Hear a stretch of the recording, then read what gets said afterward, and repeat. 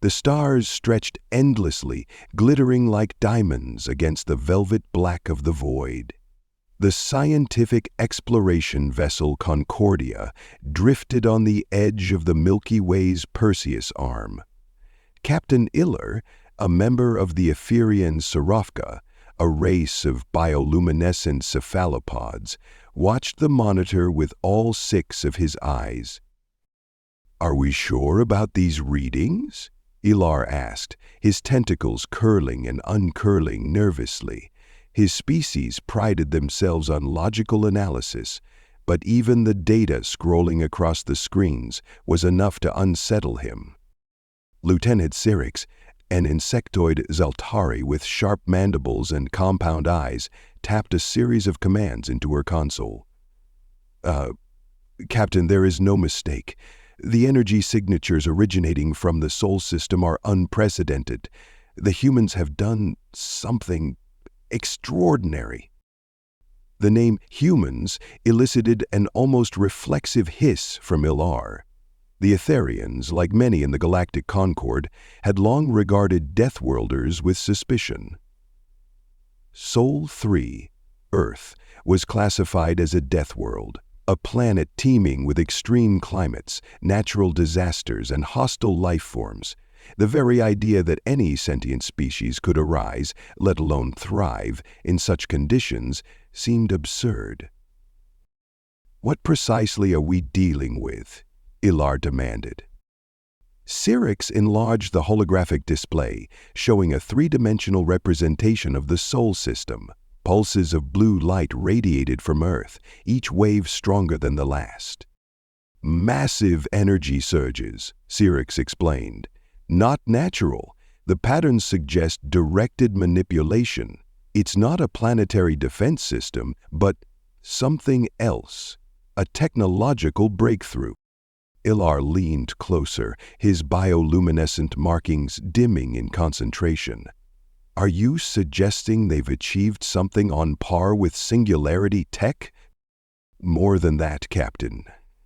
Syrinx's mandibles clicked nervously. "The humans appear to have discovered a method of harvesting energy directly from quantum instability." The bridge went silent. Even the gentle hum of the ship's engines seemed to fade. The enigma of humanity.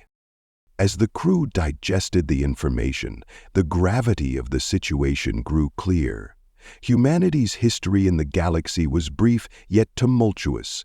Since their entry into the wider interstellar community a mere century ago, they had defied expectations at every turn. Unlike the vast majority of Concord species, which adhered to strict doctrines of sustainability and predictability, humans thrived on chaos. Their willingness to experiment recklessly, to innovate under pressure, and to adapt to impossible odds was both their greatest strength and the source of their alienation. It was humanity's status as Deathworlders that truly set them apart. Deathworld species were rare, comprising less than 0.1% of the known galactic population. Life on such hostile planets bred characteristics most other species found unsettling: aggression, resilience, and ingenuity forged in adversity. But Earth wasn't just any Deathworld, it was an extreme one, a volatile cocktail of plate tectonics, unpredictable weather, and an ecosystem where even the plants were dangerous had produced a species capable of outthinking and outlasting predators far larger and stronger than themselves. Now, it seemed humanity had turned that evolutionary advantage toward technology. First contact. The Concordia entered the Sol system cautiously, broadcasting standard greetings on all diplomatic channels. No response came. "Are we being ignored?" Iller asked, frustration tinging his otherwise calm demeanor. "It's not just us," Syrinx replied, her claws clacking against the console. "There's a subspace distortion across the system. Communications are being scrambled." Ilar's eyes narrowed. "Is it deliberate?" Before Syrinx could answer, the ship's proximity alarms blared. A vessel emerged from the shadow of Jupiter, a human ship, its hull gleaming with patchwork repairs and unorthodox modifications. Unlike the sleek, symmetrical designs of Concorde ships, the human craft exuded an aura of barely controlled chaos. "Incoming transmission," Syrinx reported, her antennae twitching. A gruff human voice filled the bridge. "Unidentified vessel. This is Captain Elena Drake of the Resolve. State your intentions." Ilar hesitated. The Galactic Concorde had protocols for first contact, but humans had proven time and again that they seldom adhered to the script. "This is Captain Ilar of the exploration vessel Concordia. We mean no harm. We detected anomalous energy signatures from your planet and came to investigate." Pause. Then Elena's voice returned, sharp and tinged with suspicion. "Investigate or interfere?" "We are scientists, not soldiers," Ilar assured her. "Our purpose is purely academic." Another silence followed, longer this time. Finally, Elena spoke again, her tone softer but no less guarded. "I'll escort you to Earth. Don't stray." The world of the Deathworlders. As the Resolve led the Concordia toward Earth, the alien crew marveled at the sight before them. The planet was alive with activity. Fleets of ships darted between orbital stations, and the blue-green marble of Earth shimmered with a vibrancy that seemed almost unnatural. "Captain," Syrinx said, her voice low, "this is unlike anything I've seen. The level of industrial activity alone. How have they avoided ecological collapse?" "Perhaps they haven't," Ilar mused. "Humans are known for surviving their own catastrophes." When they finally reached low Earth orbit, the Concordia was directed to dock at an enormous space station. The structure was unmistakably human, functional, rugged, and patched together from a dozen different styles of architecture. Ilar and a small delegation descended to the station's interior, where they were met by Captain Drake. Elena was a striking figure, her weathered features and sharp eyes a testament to a life spent on the frontier. She extended a hand in the traditional human gesture of greeting. "Welcome to Station Perseverance," she said. "I assume you have questions." Ilar hesitated before taking her hand. The warmth of her grip was surprising. "Many," he admitted. "The revelation." Elena led them to a vast observation chamber overlooking Earth. Below, storms raged over the oceans, and auroras danced at the poles. "You're here because of the quantum energy project," she said, leaning against a railing. Output took the sign of a truly controversial joke. Elena smirked. "We caused it." Illa's tentacles curled in shock. "Why? Do you understand the implications of tampering with quantum instability? It could destabilize your entire solar system." Elena's expression turned serious. "We know the risks, but humanity has never survived by playing it safe. The energy we're harnessing could power our entire civilization for millennia. No more reliance on fusion cores, no more planetary strip mining. This is our chance to break free from the limits that have held us back." "And if it fails?" Ilar pressed. Elena shrugged. "Then we adapt. That's what we do." For a moment, neither side spoke. The Ithorian captain couldn't decide whether he was witnessing brilliance or madness. The warning. Before the delegation could continue their questioning, alarms blared throughout the station. "Unidentified ships entering the system," a voice called over the intercom. Elena's jaw tightened. "Concorde forces." Ilar nodded grimly. "I didn't request reinforcements." But the Council has been wary of your species for a long time. It seems they decided to act preemptively." Elena turned to him, her eyes blazing. "You brought war to our doorstep?" "I had no such intention," Ilar protested. "But the Council fears what they don't understand." Elena clenched her fists. "Then they're about to learn a lesson they'll never forget."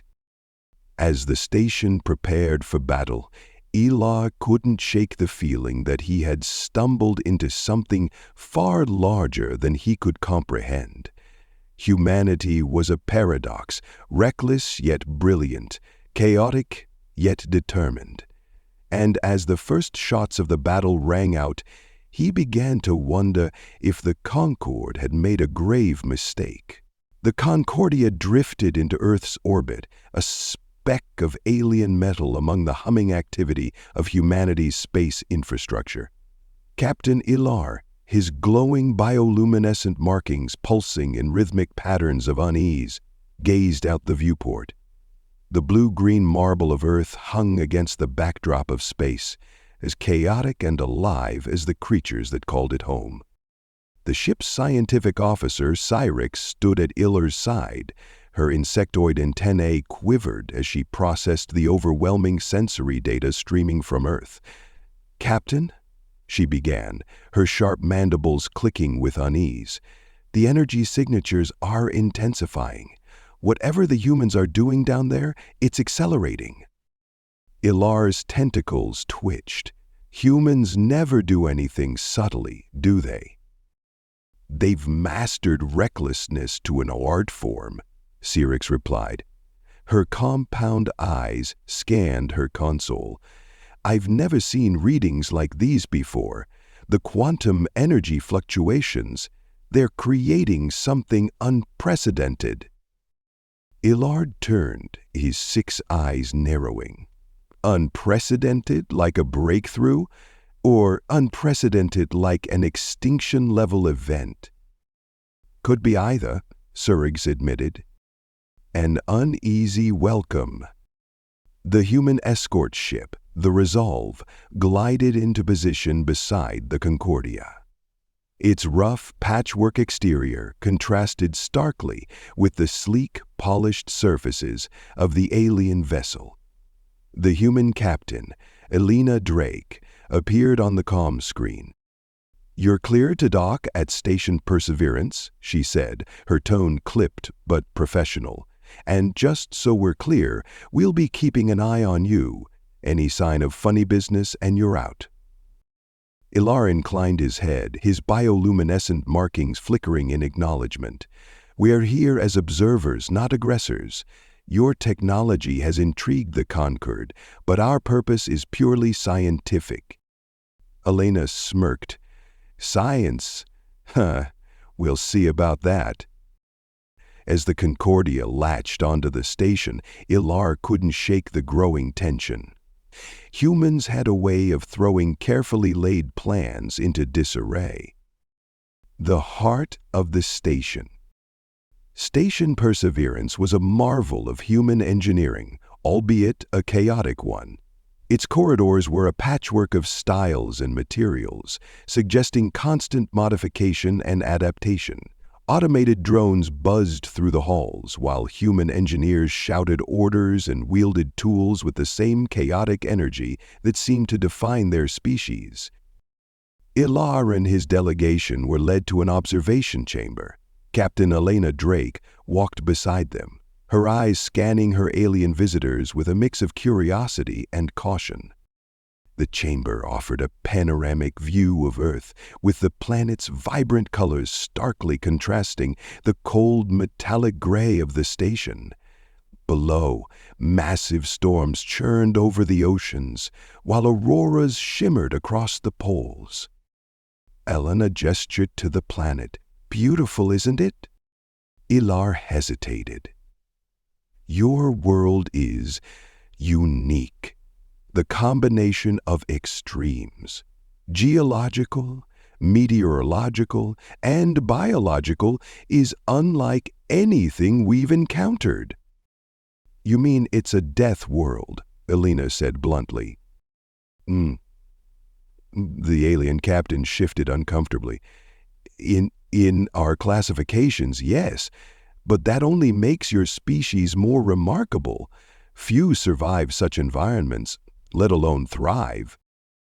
Elena turned to face him, her gaze piercing. That's why you're here, isn't it? You're not just interested in our technology, you're studying us.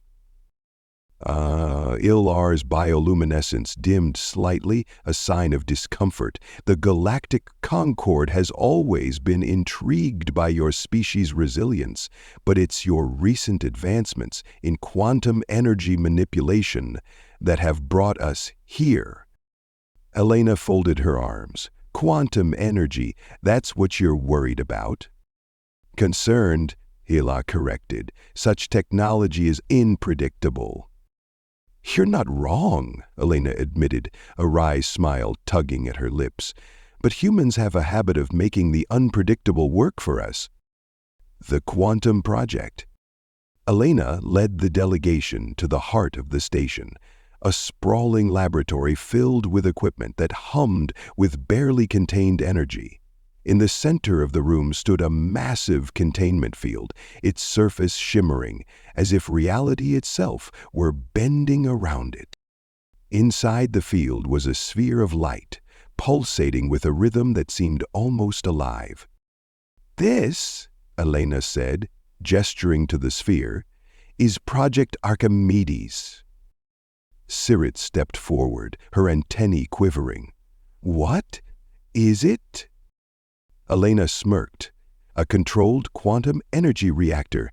It taps into the fluctuations of the quantum field to generate power. Unlimited power, theoretically. Controlled? Ilar repeated skeptically. How do you control something as inherently unstable as quantum flux? Elena's grin widened. Carefully. A human scientist stepped forward, adjusting his glasses as he spoke. The key was understanding the inherent chaos of the quantum field. Instead of trying to suppress it, we've learned to guide it, like steering a wild river rather than damming it. Illa exchanged a glance with Syrinx. The idea was both ingenious and reckless. The warning signs. As the delegation observed the reactor, Syrinx's claws tapped furiously at her portable console. Captain, she whispered, these readings are alarming. The reactor's energy output is increasing exponentially. If it goes critical... Elena overheard and cut in. It won't! We've run the simulations. The containment field holds. But for how long? Syrinx pressed. Elena's smile faded, long enough to make history. The room fell silent. The tension was palpable. Ilar stepped forward, his voice calm but firm. Captain Drake, I understand your people's need to push boundaries, but this technology, if it fails, the consequences could extend far beyond your planet.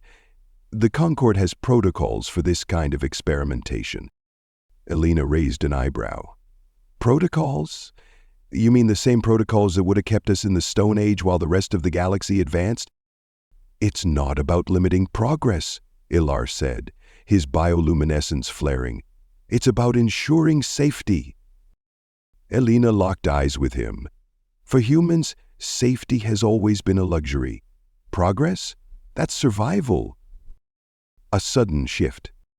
Before the conversation could continue, alarms blared throughout the station. Red lights flashed, and the room filled with the sound of frantic activity. What's happening? Ilar demanded. A human technician shouted over the chaos. The reactor's output is spiking. Containment field integrity is dropping. Elena barked orders, her calm demeanor replaced with sharp, decisive authority. Shut it down! Divert power to the secondary containment field! The alien delegation watched in stunned silence as the humans scrambled to stabilize the reactor. Sparks flew, consoles overloaded, and the sphere of light in the containment field began to pulse erratically. Syrinx turned to Ilar, her voice tinged with panic. "Captain, we need to leave. If that reactor goes critical—" "We're not abandoning them," Ilar said firmly. Elena overheard and shot him a grateful glance. "Smart move, squid." Illa ignored the nickname. "What can we do to help?" "Adaptation under fire." As the reactor's instability grew, Elena outlined a desperate plan. The Concordia's advanced energy-dampening technology could be used to reinforce the containment field, but it would require delicate coordination between the alien ship and the human engineers. "We've never interfaced our systems with human technology," Ilar warned. "First time for everything," Elena replied. The crew of the Concordia worked alongside the humans, their contrasting styles of precision and improvisation creating an unlikely synergy. Syrinx coordinated with the human technicians, her meticulous calculations balancing their instinctive ingenuity. "Power levels stabilizing," a human engineer called out. "Containment field holding at 72%, Syrinx reported. For a moment, it seemed the crisis was averted. The revelation. As the reactor's readings leveled out, Elena turned to Ilar, exhaustion and relief etched on her face. "Guess you were right to be concerned." "And you were right about one thing," Ilar admitted. "Your species doesn't just survive chaos, you thrive in it." Elena smirked. "Flattery from an alien. Guess there's a first time for everything."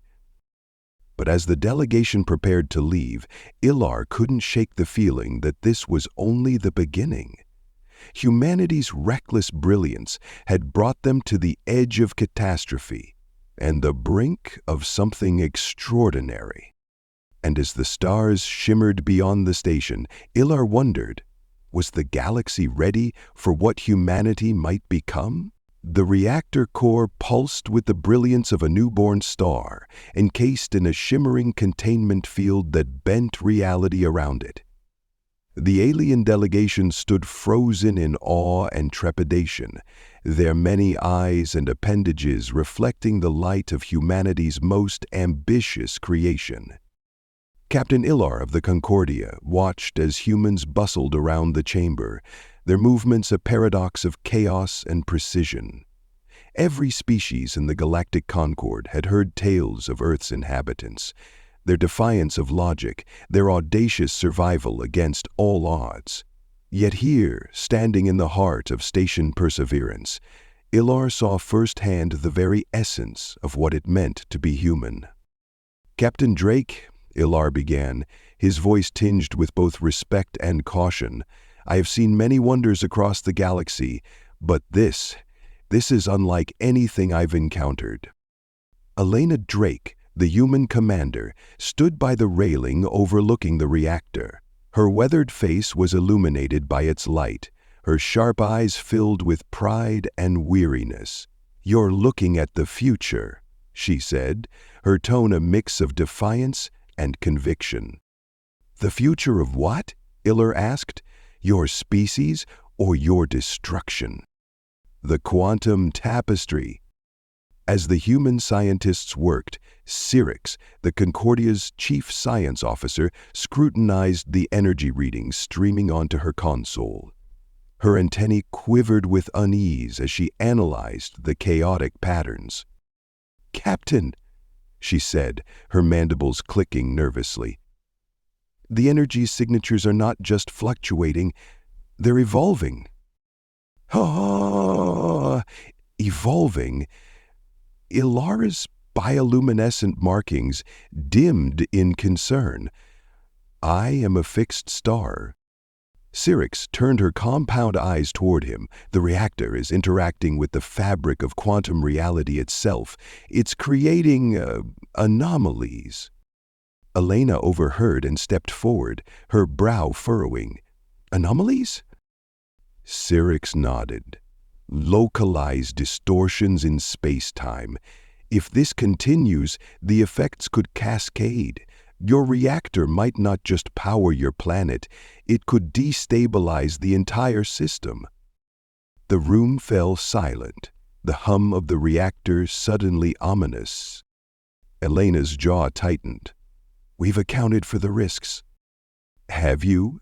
Syrinx pressed. "Human ingenuity is remarkable, but this technology transcends the limits of understanding. You may have unleashed forces you cannot control." A test of conviction. Before the conversation could continue, an alarm blared through the station. Red lights bathed the chamber as a voice crackled over the intercom. "Unidentified fleet detected entering the system. Estimated time to contact 5 minutes." Elena's expression darkened. "Concord reinforcements?" Ilar's tentacles curled tightly in agitation. "I sent no signal, but the Council has been uneasy about your advancements. It's possible they've dispatched a task force." "Possible?" Elena snapped. "Your people just brought a fleet to our doorstep." Ilar raised his tentacles in a placating gesture.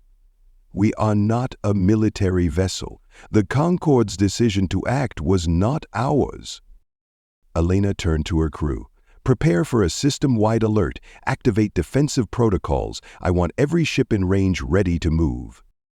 A technician hesitated. "Ma'am, if the reactor destabilizes." "We keep it stable," Elena interrupted. Her voice was like steel, no matter what. The Concord strikes. The first Concord ships emerged from the void like shadows materializing out of darkness. Their sleek, symmetrical designs exuded an air of precision and inevitability. At the center of the formation was the Judicator, a flagship bristling with weaponry designed for surgical strikes. Admiral Tavian of the Ursak, a towering, bear-like species, stood on the bridge of the Judicator. His growling voice carried authority as he addressed his fleet. "Humanity has crossed a line," Devian declared. "Their reckless experiments endanger the balance of the galaxy. This is not an invasion, it is containment." The fleet advanced toward Earth, their weapons systems charging. The defense of Earth.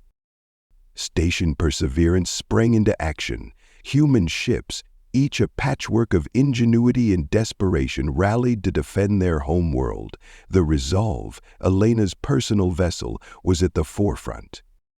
"Admiral Tavian," Elena transmitted, her voice cold and unwavering. "This is Captain Elena Drake of the United Earth Fleet. You are entering restricted space. State your intentions." The Ursak's growl came over the comms. "Captain Drake, your people have ignored every warning from the Galactic Concord. Your experiments are a threat to us all. Surrender the reactor or we will take it by force." Elena smirked grimly. "You're welcome to try." The battle began in a flash of light and sound. Concord ships moved with precision, their weapons striking with deadly accuracy. But the human fleet fought back with unrelenting tenacity. They exploited every weakness, using unconventional tactics that defied prediction. The Resolve danced through the fray, its patched-together hull seeming to absorb hits that should have destroyed it. Elena's voice rang out over her ship's comms. "Keep them away from the station, protect the reactor at all costs." An unlikely alliance. On board the Concordia, Ilar watched the chaos unfolding outside. His bioluminescent markings pulsed with indecision. "Captain," Syrinx said urgently, "the humans can't hold them off forever. If the Concord breaches the station, the reactor will fall into their hands, or worse." Illa considered his options. As a scientist, his role was observation, not intervention. But as the battle raged on, he realized the stakes extended far beyond Concord protocols. "Syrinx," he said finally, "prepare to interface with the station. If the humans fail, this reactor could destroy us all." Syrinx hesitated. "You're suggesting we assist them?" "I'm suggesting we survive," Ilar replied. The Concordias, systems linked with station perseverance, its advanced technology reinforcing the reactor's containment field. For the first time, human and alien systems worked in tandem. The turning point. The battle outside reached a fever pitch. The human fleet, outnumbered and outgunned, fought with a ferocity that stunned even their enemies. Ships that should have fled instead charged headlong into the fray, their crews willing to sacrifice everything for their home. Inside the station, the combined efforts of humans and aliens stabilized the reactor. Syrinx worked alongside human technicians, her meticulous calculations complementing their instinctive problem-solving. Elena's voice crackled over the intercom. "Ilar, I hope you're as good as you look because we're running out of time." "We're holding," Ilar replied, his tentacles a blur of motion as he operated his console. "But this reactor is a ticking star. If we don't find a way to neutralize the anomalies, it won't matter who wins this battle." A desperate gambit. As the conquered fleet closed in, Elena made a decision that would define the battle and humanity's place in the galaxy. "Prepare the Archimedes array," she ordered. A technician froze. "Ma'am, the array is untested. If it fails—" "It won't," Elena said firmly. "We've come too far to let fear stop us now."